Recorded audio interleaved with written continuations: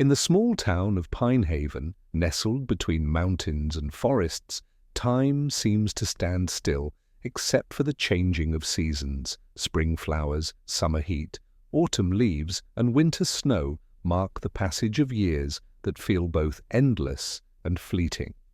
It was here that the Sullivan twins vanished without a trace during a school trip to Blackwood Forest 15 years ago, a mystery that has haunted this community ever since.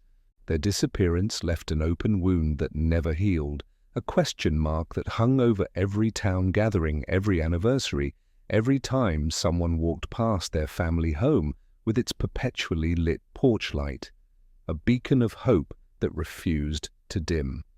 But last Tuesday at exactly 7:36 p.m., as a late November storm battered the town, Eliza Sullivan, now 31 years old, walked into the local police station, soaking wet and disoriented. Her twin sister Emma was nowhere to be seen. The impossible had happened. After 15 years of absence, of grief calcified into acceptance, one twin had returned alone. And so begins our story of a mystery reopened, of a search renewed, of a family both reunited and divided, and of a truth so complex and disturbing that it would challenge everything this town thought it knew about itself. Before we dive into this harrowing tale, I need to warn you, what happened to the Sullivan twins isn't a story with easy answers or comfortable conclusions. It's a journey into the darkest corners of human experience, into the wilderness where innocence is lost and surviving means leaving parts of yourself behind. How does someone disappear for 15 years? What circumstances could keep them away for so long? And perhaps most disturbingly, what happened to Emma Sullivan, the twin who didn't return? The events you're about to hear will take us through remote mountain communities into the underground networks that prey on vulnerable youth through the failures of systems designed to protect, and ultimately into the heart of a family forced to confront both a miracle and a nightmare simultaneously. This is a story about resilience, about the bonds that hold us together even when physically separated, and about the lengths we'll go to in search of truth and closure. When 16-year-old twins Emma and Eliza Sullivan boarded the school bus for the annual junior class camping trip on May 12, 2010, they were typical teenagers, bright, occasionally rebellious, inseparable since birth. Their mother, Catherine, kissed them goodbye at the end of their driveway, watching as they climbed aboard, their matching dark hair and athletic builds making them nearly indistinguishable from a distance. That ordinary moment, a mother waving to her daughters as they left for a 3-day excursion, would become frozen in time, replayed in Catherine's mind for years to come, analyzed for warning signs, for missed opportunities to change what happened next. The Blackwood Forest camping trip was a tradition at Pinehaven High School, a rite of passage for every junior class for over 30 years. Students would hike, learn survival skills, study local ecology, and bond around campfires, all under the supervision of teachers and forest rangers. The trip had an impeccable safety record until the Sullivan twins. According to the official reports, Emma and Eliza were last seen at the evening campfire on the second night of the trip. Their tent was found empty during the 11 p.m. check, with their sleeping bags neatly arranged and their backpacks still inside. A search began immediately, with rangers and teachers combing the immediate area with flashlights, calling their names into the vast darkness of Blackwood Forest. By morning, local police had arrived. By afternoon, search and rescue teams with dogs. By evening, state troopers and FBI agents specializing in missing persons. The search expanded day after day, grid by grid, covering the entire forest, then the surrounding areas, then neighboring counties. Helicopters with thermal imaging flew overhead. Volunteers from town walked arm in arm through underbrush. The girls' pictures were plastered on trees, posts, storefronts, and later on social media pages and missing persons websites. But Emma and Eliza Sullivan had vanished completely. No footprints leading away from camp, no personal items found in the woods, no witnesses who saw or heard anything unusual that night. The disappearance defied explanation. Over time, theories emerged, each more disturbing than the last. Some believed the twins had run away together, planned it meticulously to leave no trail. Others speculated about a potential abduction. Perhaps someone had been watching the camp, waiting for an opportunity. The most painful theories suggested harm from within. Could another student or even a teacher have been involved? Then there were the more outlandish explanations that desperate minds turn to when logic fails. Wild animal attacks, though rangers insisted no predator could have taken two teenage girls without leaving evidence behind. Supernatural events whispered about by those who remembered old legends about Blackwood Forest. Even alien abduction proposed by fringe websites that collected cases of inexplicable disappearances. For the Sullivan family, these theories were both lifelines and tortures. Each possibility explored meant the case wasn't forgotten, but each dead end deepened their hell of uncertainty. Catherine and Robert Sullivan, once a strong, loving couple, found their marriage crumbling under the weight of their shared grief. Robert threw himself into organizing searches, following up on tips, pressuring law enforcement to do more. He became obsessed, his office walls covered with maps and timelines, his nights spent scouring the internet for similar cases, looking for patterns, for hope. Catherine retreated inward, preserving the twins' bedroom exactly as they'd left it, sitting there for hours, touching their possessions, trying to feel some connection to her daughters. Their younger son, Michael, only 10 when his sisters vanished, grew up in the shadow of absence, watching his parents disintegrate, becoming the caretaker in a home defined by loss. By the 5-year mark, the active investigation had been scaled back. By the 10-year anniversary, the case had gone cold, with law enforcement pursuing only occasional leads when they emerged. Robert and Catherine had divorced. Their son had left for college, eager to escape the ghost town his home had become, and the community had largely moved on, the disappearance becoming part of local law rather than an open wound.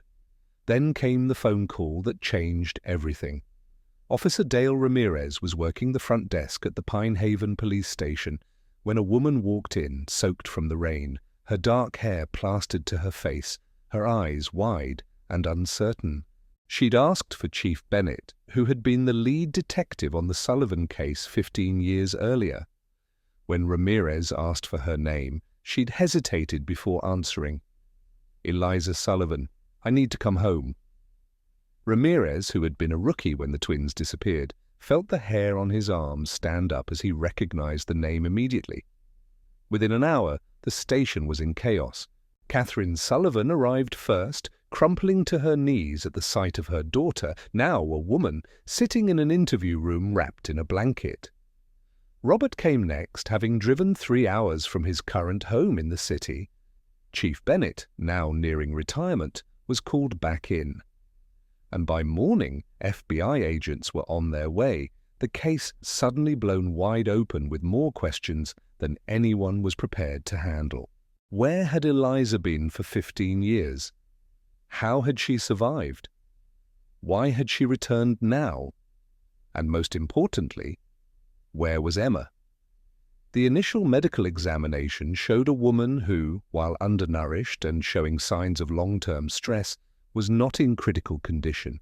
No obvious signs of recent physical abuse were present, though old scars on her back and arms told a different story about her years away.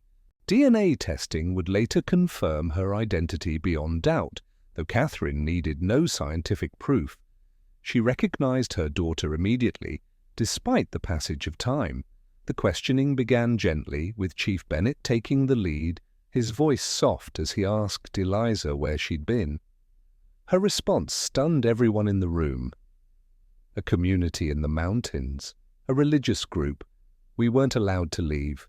The story emerged in pieces over the next several days. As Eliza's strength returned, and as she began to trust that she was truly safe.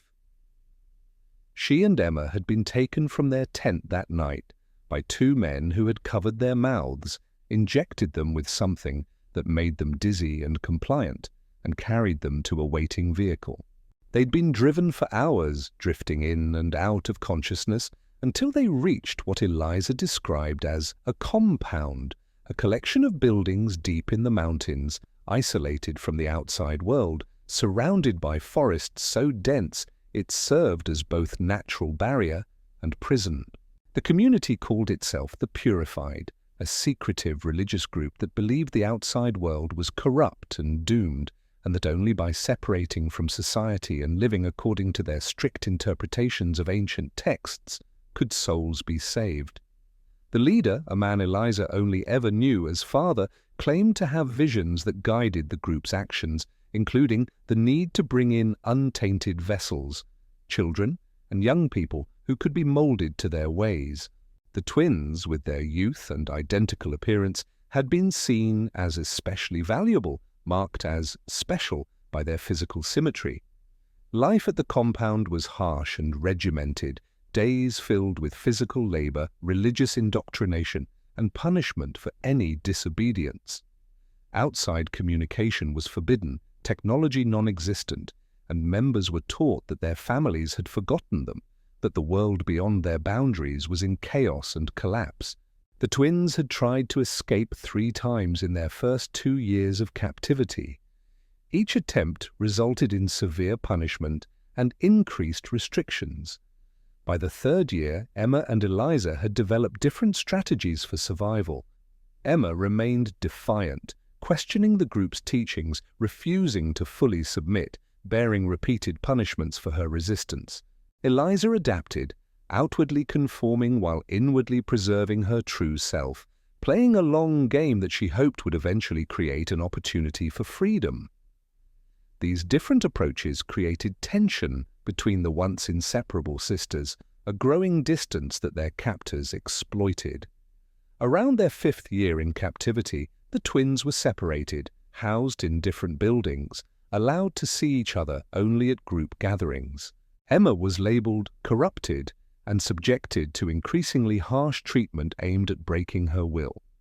Eliza was moved into training for a leadership role, given more responsibilities and limited privileges that she tried to use to help her sister whenever possible. The most devastating revelation came when Eliza described what had finally enabled her escape. 3 weeks earlier, a fire had broken out in one of the compound's buildings during a severe storm. In the chaos of evacuation and firefighting, Eliza had seized the opportunity to slip away, using knowledge of the surrounding forest gained through years of carefully observed work details. She had hiked for days, avoiding roads, surviving on foraged food and stream water, until she reached a small town where she was able to contact authorities. When Chief Bennett asked the question everyone dreaded, "Where is Emma now?" Eliza's face had crumpled. "Emma died," she whispered. 3 years ago. She got sick. They wouldn't get her medicine. I watched her die." The grief in the interview room was palpable. Catherine left to vomit in the bathroom. Robert put his fist through the wall. Michael, now a grown man of 25, who had flown in immediately upon hearing the news of his sister's return, sat in stunned silence. For 15 years, the Sullivans had lived in a state of terrible limbo, neither able to grieve properly nor give up hope. Now the confirmation of Emma's death brought a crushing finality. One daughter returned, one lost forever. Yet even as the family began to process this news, to grapple with the complex emotions of simultaneous reunion and mourning, investigators were picking apart Eliza's story, preparing for what would become the largest cult raid in the state's history. The location Eliza provided was remote, requiring specialized tactical planning. The FBI took lead, coordinating with state police and local agencies. Maps were studied, satellite imagery analyzed, personnel assembled. The operation needed to be swift and overwhelming to prevent any potential harm to other victims still at the compound. As these preparations moved forward, Robert Sullivan found himself unable to accept his daughter's death without proof. "I need to see where she's buried," he insisted during a private moment with Eliza. "I need to bring her home too." Eliza's response was cryptic. "There are no graves at the compound. The dead are burned." Something in her tone, a hesitation perhaps, or a flicker in her eyes, planted a seed of doubt in Robert's mind, a father's intuition that there was more to the story of Emma's fate than Eliza had revealed. This suspicion would drive him in the days ahead, putting him at odds with investigators who warned against pushing the traumatized Eliza too hard, too fast. Meanwhile, Catherine focused on rebuilding a relationship with the daughter who had returned, creating a safe space in her home, relearning who Eliza had become during their years apart. For Michael, the situation was surreal. The ghostly figure from his childhood memories, now a flesh-and-blood woman with haunted eyes and uncertain smiles. The family dynamics shifted daily, relief and joy colliding with grief and suspicion, old bonds reforming alongside new boundaries. 7 days after Eliza's return, at 4:30 a.m., the raid began. Helicopters descended on the mountain compound while tactical teams approached on foot through the surrounding forest. The operation met minimal resistance. The community, numbering approximately 60 adults and 20 children, surrendered quickly when faced with overwhelming force. The leader, identified as Joseph Whitman, a former software engineer who had dropped out of society in the early 2000s after claiming religious visions, was taken into custody along with 7 other community elders identified by Eliza as being directly involved in the abduction and abuse of members.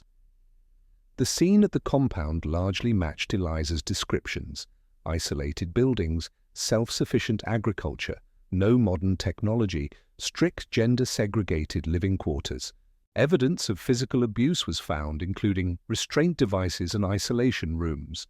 Medical personnel began examining all community members, particularly the children, many of whom had never seen a doctor. Papers, records, and the few electronic devices belonging to leadership were seized for analysis. But one crucial element contradicted Eliza's account. There was no record or evidence of Emma Sullivan's presence or death at the compound.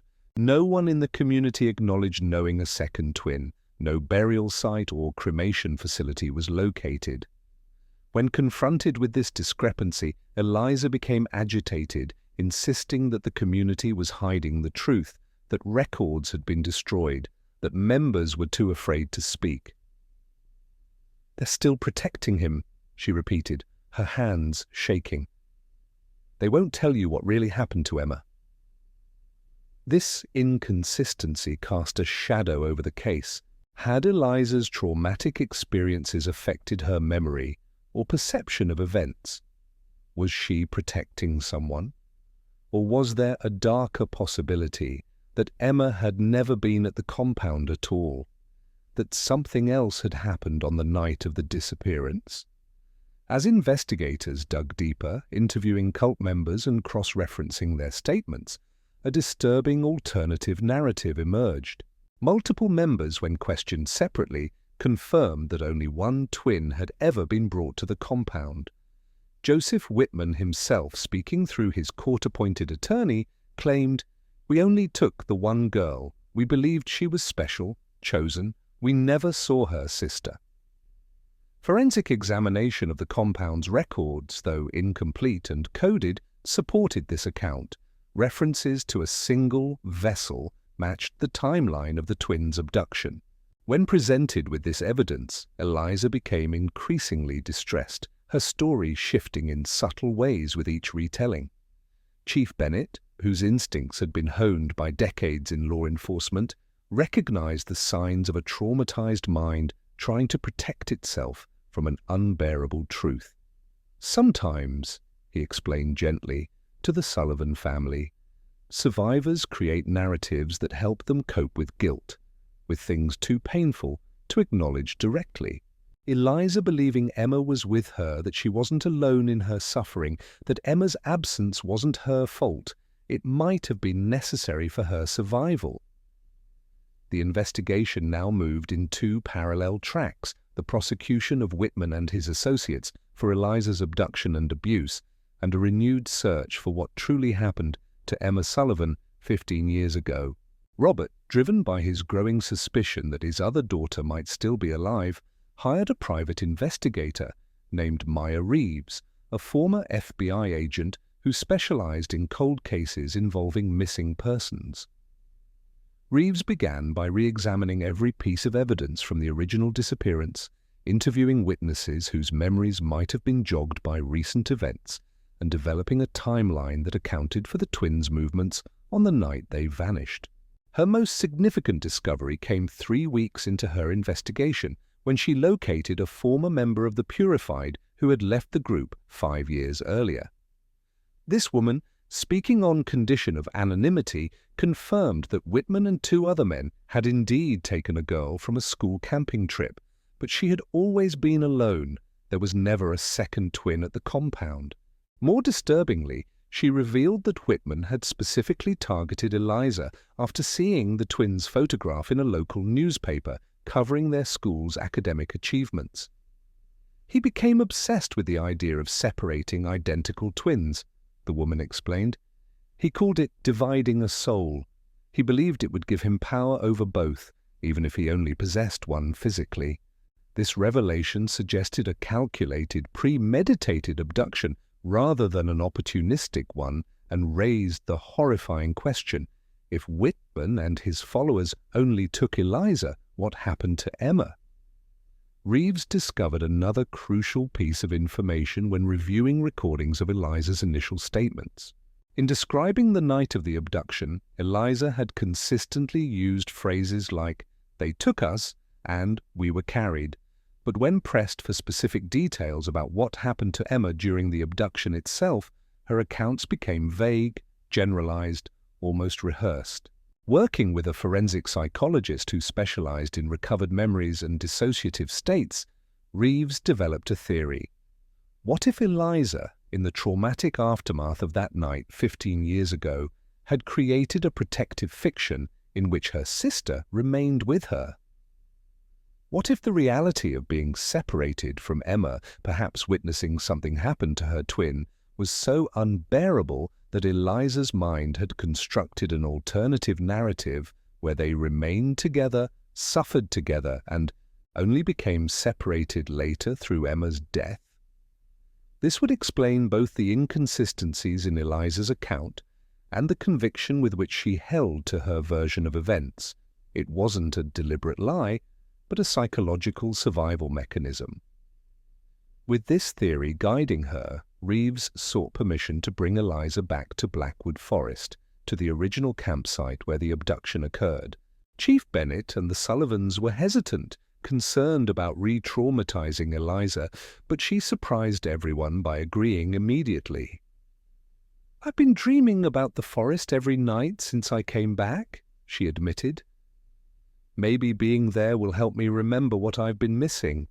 The trip was arranged with careful preparation. A trauma counselor would accompany them, the area was secured to keep media away, and the visit was scheduled during a weekday when the campground would be empty of visitors. Robert insisted on coming, despite Reeves' concerns about his emotional stability. Catherine chose to stay behind, unable to face the physical location where she had lost her daughters. On a cool morning in early December, Eliza Sullivan stood at the edge of Clearing 6 in Blackwood Forest, where the junior class had made camp 15 years earlier. The trees had grown taller, the underbrush thicker, but the basic layout remained unchanged.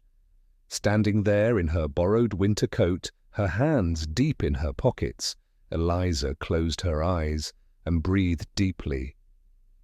"It smells the same," she said quietly.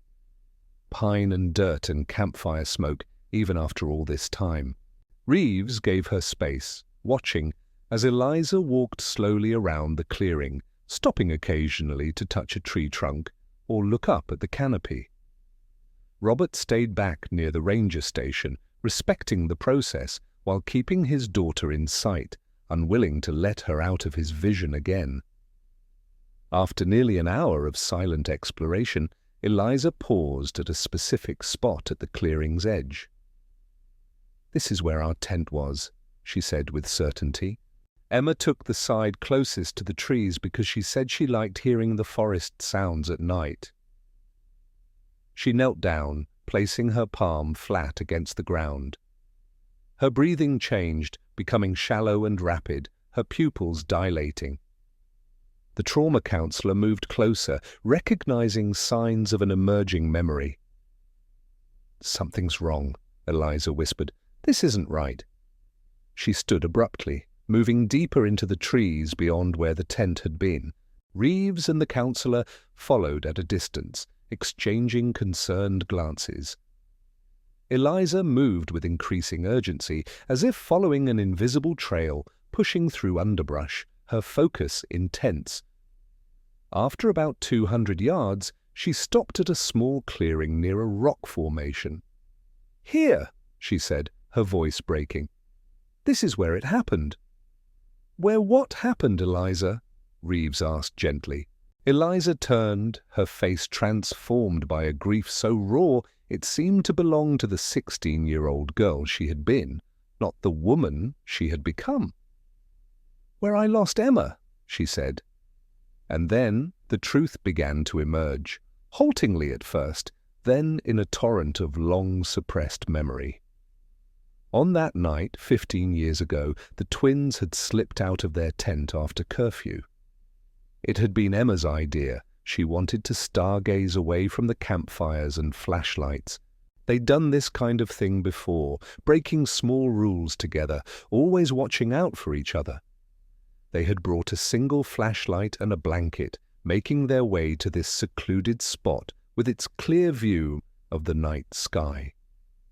They had lain side by side, pointing out constellations, whispering about school crushes and future plans, the kinds of intimate conversations that only identical twins can have, understanding each other on a level that goes beyond words. They had been heading back to camp when they heard someone approaching. Thinking it was a teacher doing rounds, they had hidden behind the rock formation, stifling giggles, waiting for the coast to clear. But it wasn't a teacher, it was 3 men who shouldn't have been in the forest at all. The twins watched in confusion as the men studied a photograph, then discussed the campsite layout in low voices. With growing horror, Eliza and Emma realized these strangers were looking for someone specifically. When one man said, "The Sullivan girl is our priority," the twins froze in terror. They tried to retreat deeper into the forest, but Emma stepped on a branch that snapped loudly in the night silence. The men turned, spotting their movement, and charged toward their hiding place. In the chaos that followed, Emma pushed Eliza down a short slope, yelling at her to run. Eliza fled a short distance before realizing her sister wasn't behind her. She turned back in time to see Emma struggling with 2 of the men. She ran toward them, desperate to help, but the third man intercepted her.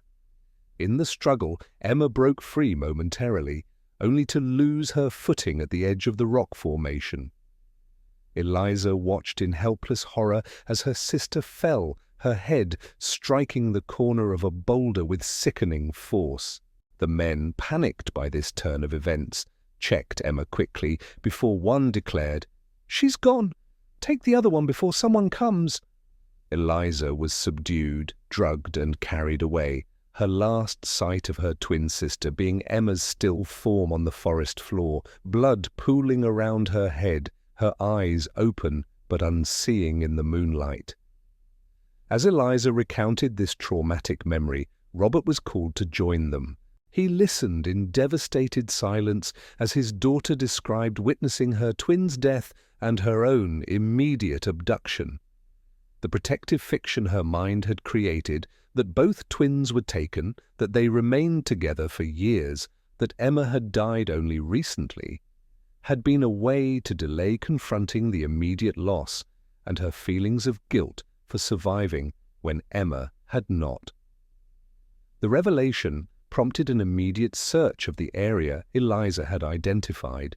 Specialized teams were brought in with equipment designed to detect remains that had been in the environment for extended periods. On the third day of searching, they found what they had dreaded: human remains buried under years of forest debris near the base of the rock formation. Dental records would later confirm what the Sullivan family already knew in their hearts. They had finally found Emma. The recovery of Emma's remains brought a complex mix of emotions: the grief of confirmed loss, alongside the relief of finally knowing, the pain of a death that came far too soon, alongside the comfort of being able to properly lay her to rest after 15 years of uncertainty. For Eliza, the emergence of her true memories was both devastating and healing.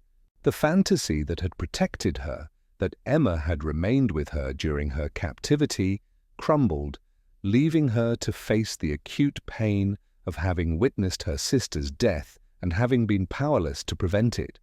Yet with this pain came clarity and eventually the beginning of release from the burden of her unconscious deception. In the months that followed, justice moved forward on multiple fronts. Joseph Whitman and his associates were charged with kidnapping, false imprisonment, child abuse, and other crimes related to Eliza's abduction and years of captivity. Additionally, they now faced charges related to Emma's death, classified as a homicide that occurred during the commission of a felony. The trial would be long and complex, with Eliza's testimony serving as the central pillar of the prosecution's case. For the Sullivan family, healing took different forms. Catherine transformed Emma's side of the twins' bedroom into a memorial space while helping Eliza establish her own apartment nearby, close enough for support, but separate enough to begin building an independent life. Robert channeled his grief and lingering guilt into advocacy work, establishing a foundation in Emma's name focused on improving search and rescue protocols for missing children. Michael, who had spent most of his life in the shadow of his sister's disappearance, found himself developing a new relationship with the sister who had returned, learning who she had become while navigating his own complex feelings about the years lost to trauma. Eliza herself faced the monumental task of reintegration, learning to live in a world that had continued without her for 15 years, rebuilding her identity separate from both the cult's indoctrination and her twin bond, and processing the dual traumas of witnessing Emma's death and enduring years of captivity. With professional help, family support, and her own remarkable resilience, she began the slow process of healing. She enrolled in community college courses, started trauma-informed therapy groups for survivors of similar experiences, and gradually allowed herself to build new relationships.